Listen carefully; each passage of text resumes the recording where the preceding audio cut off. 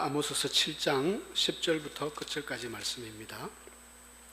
때에 베델의 제사장 아마샤가 이스라엘의 왕 여로보암에게 보내어 이르되 이스라엘 족속 중에 아모스가 왕을 모반하다니 그 모든 말을 이 땅이 견딜 수 없나이다.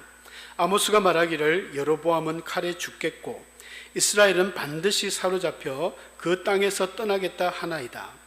아마샤가 또 아모스에게 이르되 선견자야, 너는 유다 땅으로 도망하여 가서 거기에서나 떡을 먹으며 거기에서나 예언하고 다시는 베델에서 예언하지 말라. 이는 왕의 성소요 나라의 궁궐임이니라.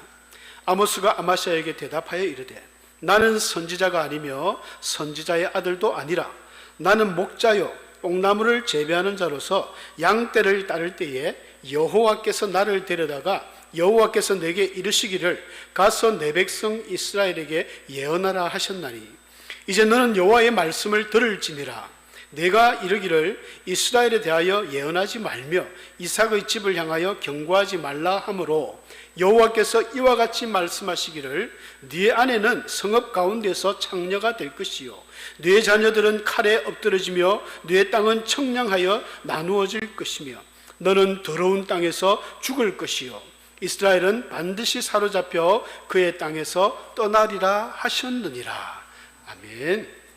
아모스서 지금 살펴보고 있는데 지난주 말씀 5장 말씀을 나누면서 3장부터 6장까지는 아모스가 북이스라엘에 대해서 심판을 예언하고 죄악을 책망하고 그랬던 내용입니다. 그리고 이제 7장부터 해서 9장 끝장까지는 하나님이 이제 정말로 심판하는데 그 심판에 대한 환상을 한 5가지 정도 보여주세요. 오늘 7장에 한 3가지 환상이 나오는데 앞서 본문 읽지는 않았지만 1절부터 보면 하나님께서 메뚜기를 보내가지고 이스라엘을 완전히 막 풀을 따먹게 할 것이다. 우리 이집트의 애굽 땅에서 메뚜기 재앙이 있었지 않습니까? 그것처럼 따먹게 할 것이다. 그러니까 이 아모스 선지자가 하나님께 그렇게 이야기합니다. 하나님, 청컨대 야곱이 미약하오니 어떻게 쓰겠습니까? 이런 식으로 하면 다 죽습니다. 하나님 불쌍히 여겨주옵소서. 기도했더니 하나님께서 그 뜻을 돌이키셨습니다. 그런 표현들이 나와요. 3절에 여호와께서 뜻을 돌이키셨다. 그리고 두 번째 환상을 보여주시는 게 이제는 불을 내려가지고 온 땅을 다 태워버리겠다는 거예요. 그러니까 또 아모스가 또 이야기합니다. 하나님 청하건대 그치소서. 야곱이 미약한데 이 연약한 야곱이 사실은 미약한 게 아니죠. 북이스라엘이 힘도 있고 또 경제적으로도 부흥하고 최고의 위치였지만 신앙은 미약하다는 것입니다. 여러분, 신앙은 우리 외형의 모습하고는 반대로 가는 것 같아요. 내가 육체적으로 잘 되고 건강하고 돈이 많고 또 권력이 있고 이럴수록 신앙은 더 약한 것 같습니다. 오히려 그런 예수님께 칭찬을 받았던 그 과부의 그 참 랩돈을 넣었던 그 여인들처럼 없지만 가난하지만 믿음이 참 좋은 이런 분들이 성경에 많이 나오죠. 북이스라엘이 미약한 건 아닙니다. 근데 아모스가 볼 때는 신앙이 안 보이는 거예요. 신앙이 요만큼도 신앙이 없으니까 하나님 불쌍히 여겨달라. 또 하나님께서 그 기도를 듣습니다. 그래서 뜻을 돌이키셨다. 근데 세 번째 환상에는 이제 다림줄을 보여줘. 다림줄. 제 앞에 그림처럼. 여러분, 다림줄이 뭐냐 하면 아시는 분들이 많이 있겠지만 집을 건축할 때 그 밑에 줄을 달아가지고 줄을 쭉 내립니다. 그래서 예전에 그런 경우 많죠. 다림줄이 없을 때는 집에 간단하면 창고라도 하나 지으려고 이 빨간 벽돌을 계속 올리지 않습니까? 내가 눈으로 볼 때는 정확한 것 같아요.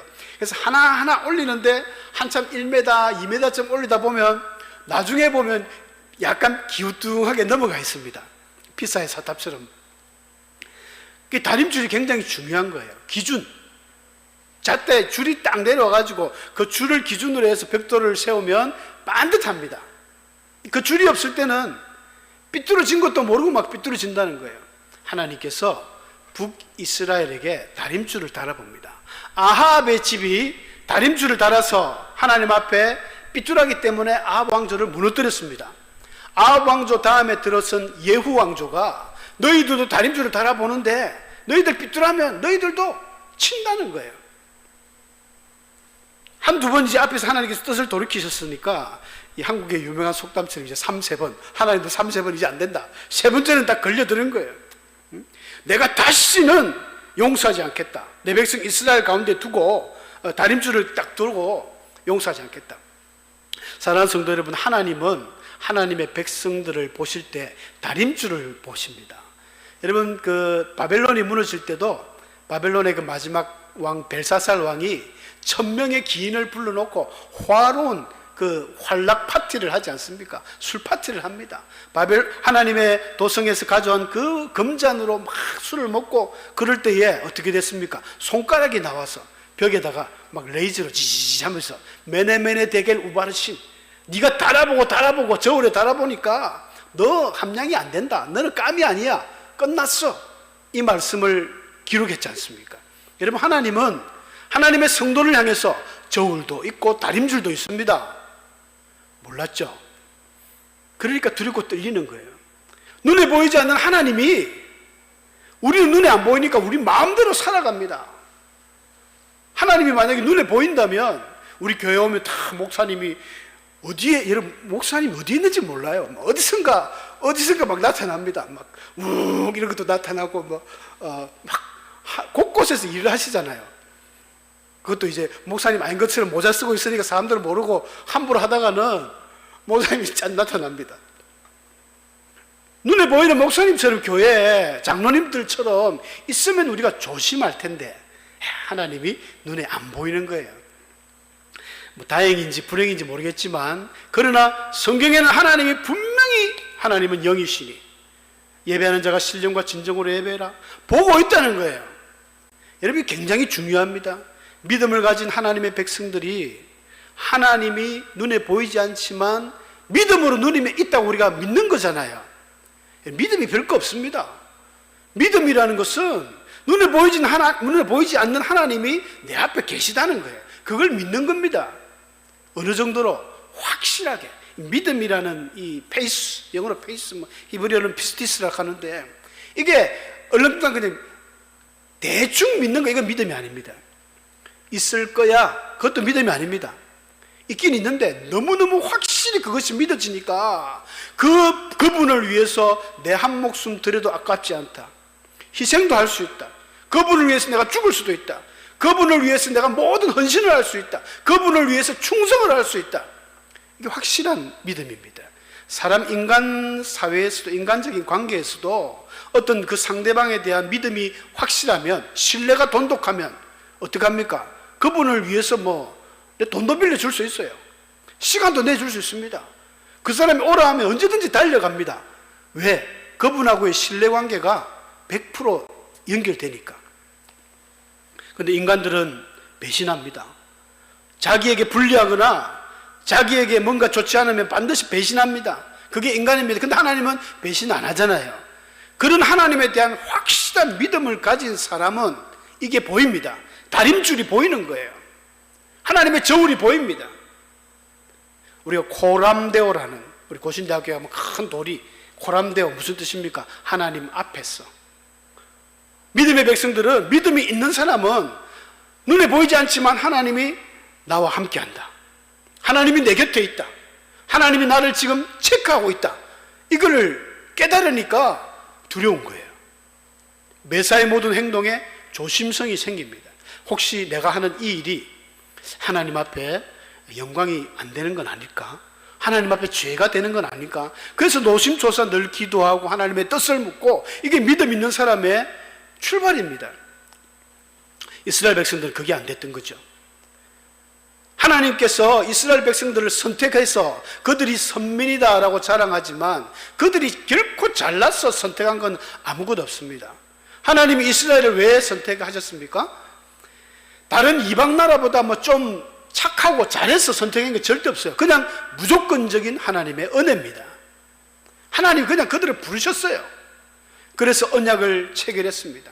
마치 우리가, 저와 여러분이 예수님을 믿고 하나님의 구원의 백성이 된 것과 똑같습니다. 여러분들이 뭐 잘나서 하나님이 여러분들을 택해서 우리가 아버지라 부르며 하나님의 자녀가 되었습니까? 절대 그렇게 생각하면 안 됩니다. 나는 아무 공로 없으나 예수님의 그 공로, 하나님의 그 크신 사랑 때문에 저와 여러분들은 하나님의 백성이 된 것입니다. 이스라엘 백성도 마찬가지예요. 그저 무조건적인 은혜로 하나님이 그들을 선택해서 언약을 체결했습니다. 시내산 위에서 모세와 함께 이스라엘 백성들이 다 출애굽해가지고 시내산에서 하나님 불러 올리셨잖아요. 그러면서 결혼 성혼문을 발표하셨습니다. 출애굽 19장 5절 6절에 세계가 다 내게 속하였나니 너희가 내 말을 잘 듣고 내 언약을 지키면, 중요하죠. 내 말을 잘 듣고 언약을 지키면 너희는 세계 모든 민족 중에 내 소유가 될 것이야. 소유. 그 다음에 내게 대하여 너희는 제사장 나라가 될 것이고, 그 다음에 너희는 거룩한 백성이 될 것이다. 하나님이 이 약속을 해주셨습니다. 세 가지 약속. 내 언약을 지키면. 근데 이 언약을 지키지 못했습니다. 언약은 무조건적이지 않습니다. 언약은 조건적이고 우리가 지켜야 되는 거예요. 언약 백성들이 하나님의 무조건적인 은혜로 언약 체계를 받고 언약 백성이 되었으면 그 다음부터는 우리에게 책임이 있습니다. 언약을 지켜나갈 의무가 있다는 거예요. 여러분, 하나님의 자녀가 되었으면 예수 그리스도의 그 은혜로 우리가 누구든지 예수를 믿기만 하면 하나님의 자녀가 되는 은혜를 받았는데 그 다음부터는 우리에게 책임이 있습니다. 의무가 있습니다. 하나님 자녀로 살아갈 의무가 있습니다. 여러분들 세례 받았습니까? 세례 교인으로서 의무가 있습니다. 지켜야 할 의무가 있는 거예요. 나라에만 헌법의 의무 뭐 그런 게 있는 게 아니라 교회 내에도 우리 믿음의 백성의 의무가 있는 거예요. 해야 할 일, 하지 말아야 될 일, 이것들을 잘 철저하게 구분하는 것이 믿음 좋은 성도입니다. 오늘 본문에 두 사람이 등장합니다. 대화 중에 아마샤, 북쪽 베델에 있는 제사장이라고 소개하고 있습니다. 베델의 제사장 아마샤가 어떤 일을 했냐면은, 이 사람이 당시 왕에게, 북이스라엘 왕이 여로보암 왕입니다. 두 번째 왕이기 때문에 여로보암 2세죠. 그 10절에 보면 우리가 본문 읽었지만 그렇게 나와 있습니다. 아모스가 왕을 모반하나니 그 모든 말을 이 땅이 견딜 수 없나이다. 왕에게 뭐 편지를 보냈는지 사람을 보냈는지 본문에는 정확하지 않습니다. 개역 개정에 제일 좋지 않은 번역이 이 부분인데, 옛날 개역이나 뭐 현대어 성경, 표준어 성경, 공동 번역은 다 사람을 보냈다, 기별을 보냈다 했는데 우리 표현은 좀 애매해요. 이 성경은 그냥 아마샤가 이스라엘 왕 여로보암에게 보내요. 뭘 보냈는지 몰라요. 하여간 보내가지고 뭘 이야기했냐면, 아모스라는 사람이 남쪽에서 왔는데 저 사람은 위험한 사람이다. 요즘으로 이야기하면 뭡니까? 아주 그 태극기 부대 극보수 중에 아주 나쁜 사람으로 막 치부를 하는 거예요. 자꾸만. 그러면서 하는 이야기가 왕을 모반 계획을 가지고 있다. 역적 도당처럼 이야기를 합니다. 얼마나 많은 사람들에게 지금 막 이렇게 선동을 하고 이러는지 이 땅이 견딜 수 없을 정도입니다. 그러면서 이제 이 허위 사실, 가짜 뉴스죠. 여로보암은 칼에 죽을 것이다. 사실은 이미 그 앞에 9절에서 하나님이 세 번째 심판 환상 다림쥐를 보여주면서 하나님이 하셨던 말씀은 내가 일어나 칼로 여로보암의 집을 친다 했거든요. 이 말은 여로보암 그 왕국이 하나님의 범죄했기 때문에 하나님이 여로보암 그 가문을 멸할 것이라는 이 뜻이지 여로보암을 죽인다는 뜻이 아니잖아요. 근데 이 아마샤는 당시 베델의 제사장으로서 자기가 기득권을 갖고 있는 거예요. 쉽게 이야기하면 자기 나오발입니다. 내 나오발이 어떤 남쪽에 유성한 아모스라는 개뼈다구 같은 놈이 올라와가지고 내 이거 지금 나의 이 지위를 무너뜨리려고 하니까 열받는 거예요. 그래서 아마샤라는 사람이 왕한테 사람을 보내든지 편지를 적었든지 간에 저놈 저거 놔두면 안 됩니다. 죽여야 됩니다. 왕을 칼로 죽이려고 합니다. 그러니까 이 아마샤의 계획은 어떤 계획이냐면 왕을 통해서, 왕하고 굉장히 친한 것 같아요. 권력에 아부하는 이 제사장. 북이스라엘은 이미 뭐 하나님의 성소라고 자기들이 이야기해도 이 성소가 아니죠. 우상을 섬기며 이 왕권과 결탁돼 가지고 막 수많은 비리, 뇌물 이런 것들이 많을 거예요. 제사장이 말이죠. 은혜를 베풀어야 될 제사장이 완전 타락했습니다. 권력과 하나가 되어 가지고 저거 아모스를 죽여보면 좋겠는데, 왜냐하면 자기한테 방해가 돼요. 아모스 때문에 장사가 안 되는 거예요. 백성들이 와서 막 제물을 하고 지금 제사를 드리고 그렇게 해야 되는데 이 아모스가 와가지고 맨날 너희들 잘못됐다 책망을 하니까 좀 백성들이 마음 놓고 그렇게 못했는지 모르겠지만 이 제사를 지내고 해야 또 자기한테 떨어지는 것도 있고 한데 안 오니까 저거 아모스를 제거하는 첫 번째 작전이 왕을 통해서 권력을 가지고, 그래서 여로보암이 멋이 어떤 놈이 그런 놈이 있다고 하면서 뭐 군사를 일으키든지 잡아가지고 족치면 좋겠는데 그 계획을 가지고 시도를 했습니다. 근데 실패로 끝났어요. 여로보암 왕은 아무 그 본문에 어떤 대처도 안 했습니다. 칼빈이 주석을 썼을 때 이 부분을 어떻게 이야기하냐면 11절하고 12절 사이에는 좀 어느 정도 굉장히 갭이 있다, 떨어져 있다. 왕에게 기부를 보냈는데 왕이 아무 반응이 없다는 거예요. 왕이 이건 정치적으로 휘말리면 안 된다, 남쪽 유대하고 싸워야 되니까 그건 아니고 그냥 종교적으로 뭐 너희들끼리 해결하라 하면서 왕이 잠잠했어요. 잠잠했던 거예요. 잠잠하니까 이제 이 아마샤가 야 안 되겠다 이래가지고 자기가 직접 나서는 겁니다. 직접 나서는 부분이 이제 12절부터 13절까지 내용이거든요. 아마샤가 이제 아모스를 불러놓고 직접 이야기합니다. 야, 뭐 좀 심한 말로 했겠죠. 야, 임마, 니 여기서 어디라고 여기 까부느냐? 당장에 유다 땅으로 도망하라. 이 도망하라는 의미 속에는 너의 목숨을 보장할 수 없다, 그런 의미가 숨어져 있습니다. 너 마지막 경고다. 너 유대로 도망가라. 그냥 가라는 것도 아니에요. 도망하라는 거예요. 뭐 거기 가서 떡을 먹고 거기서 예언할 것이지 왜 우리나라에 와가지고 이렇게 우리를 어지럽히느냐. 다시는 베델에서 예언하지 마라 하면서 하는 말이 이곳은 왕의 성소요 나라의 궁궐이다. 이게 도대체 무슨 말입니까? 제사장으로서, 하나님의 제사장, 오늘날로 지금 목사가 돼가지고 교회는 하나님의 집이고 하나님의 성령이 거하는 이 거룩한 전을 왕의 성소라고 합니다. 왕의 성소. 얼마나 권력과 결탁되어 있었으면, 무슨 베델이 왕의 성소입니까? 나라의 궁궐입니까? 하나님의 도성을 갖다가 이렇게 표현하고 있다는 것입니다. 참 안타까운 현실이죠, 제사장이. 이것은 뭐 비단 북이스라엘의 이 아마샤 이야기뿐 아닙니다. 오늘날도 수많은 그 정치적으로도 정치의 그 권력을 탐해서 그쪽에 붙어가지고 정치의 눈치를 보는, 우리나라에도 수많은 교회가 있고 큰 교회들이 많지 않습니까? 대한민국의 많은 목사님들이 정권이 바뀔 때마다 그 정권의 눈치를 봅니다. 우리 교회는 뭐 정권하고 아무 상관이 없으니까 괜찮은데 큰 교회들은, 서울에 뭐 강남에 쟁쟁한 교회들은 그렇게 하는 것 같아요. 그래서 정치 목사들이 제법 많습니다. 여러분, 교회 내에도 좌파가 있고 우파가 있지 않습니까? 좌파 우파 이 말이 뭐 책 근래에 들어오는 말이지만 좀 듣기 어감이 안 좋죠. 진보냐 보수냐, 교회 내에 두 개가 다 있습니다. 여러분, 성경에도 있습니다. 그렇게 따지면 최고의 좌파 최고의 진보는 예수님이거든요.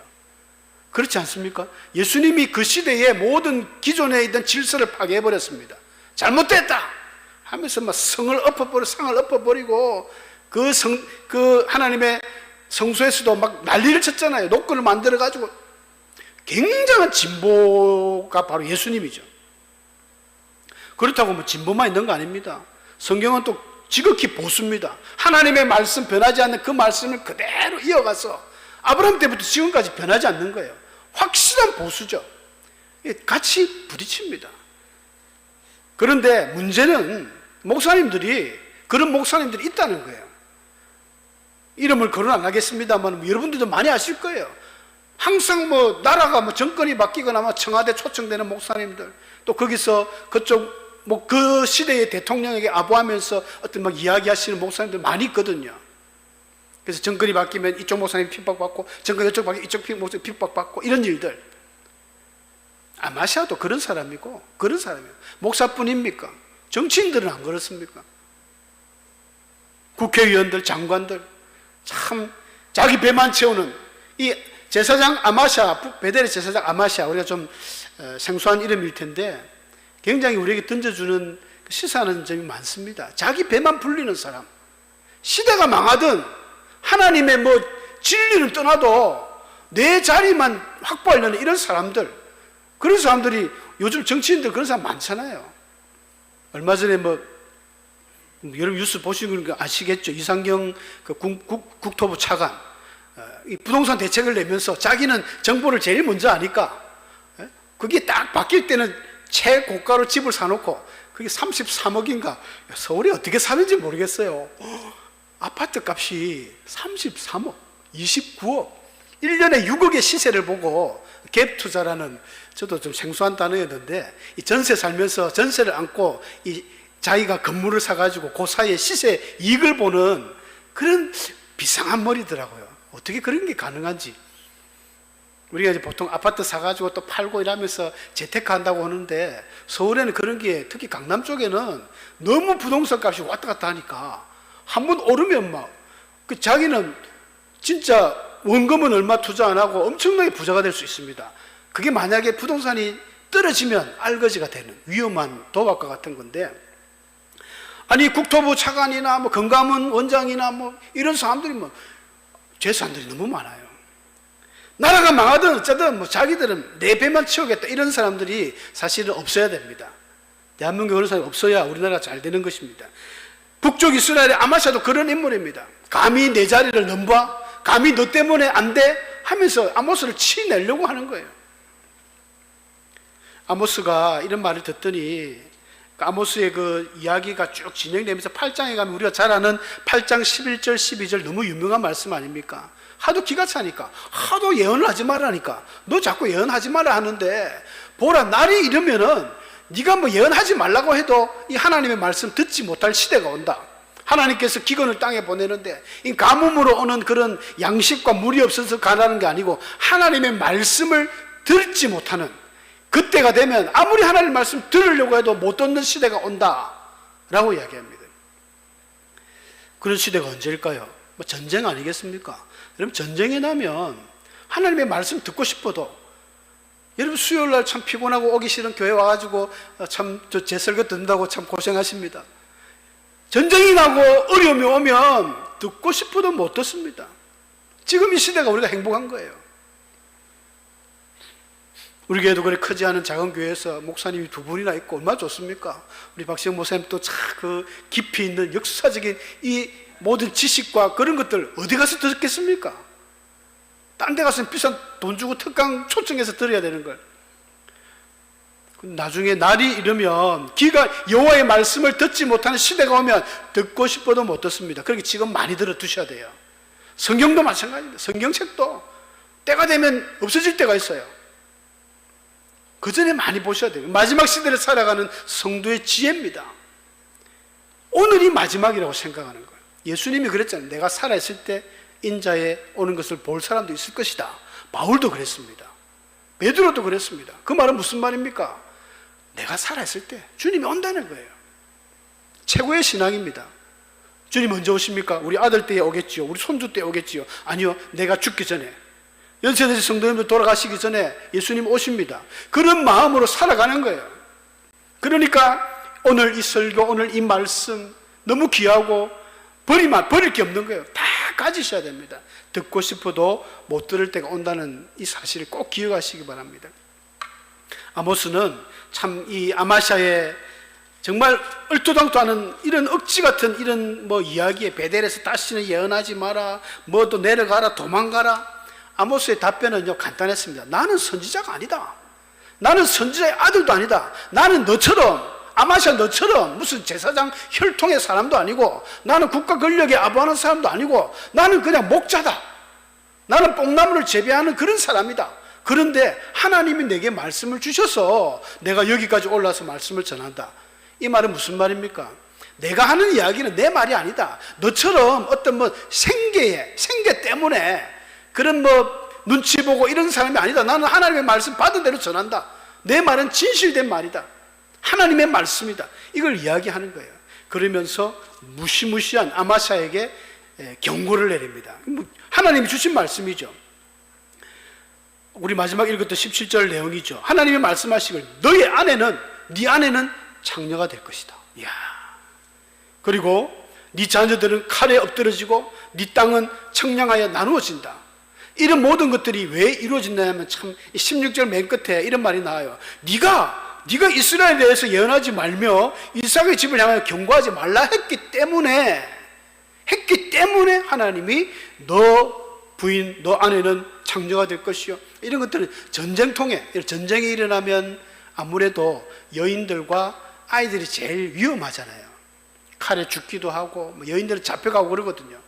이제 북이스라엘에 망하는 것을 경고하면서 덤으로 아마샤가 가만히 있었으면 본전이라도 찾았을 텐데 괜히 아모스에게 찍자붙자 하니까 하나님이 너는 완전히 정확하게 너 아내와 가정과 몰락한다는 것을 예언하였던 것입니다.